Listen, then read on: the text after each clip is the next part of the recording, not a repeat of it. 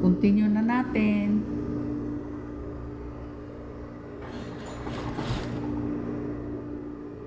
Lagi natin i-check yung okay.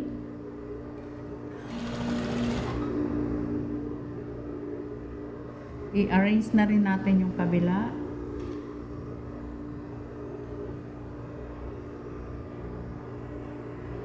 Continue stitching other side. Pagdating natin dito sa kabila, inat natin, knot.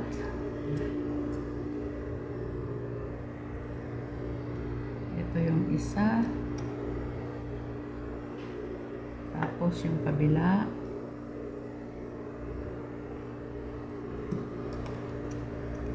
Yan. Iwan natin yan.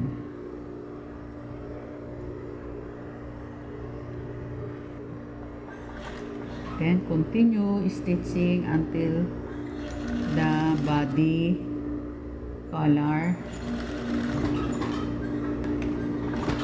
Okay. Reverse natin. Yun. And then sa kabila naman, reverse. Yun. Okay. So,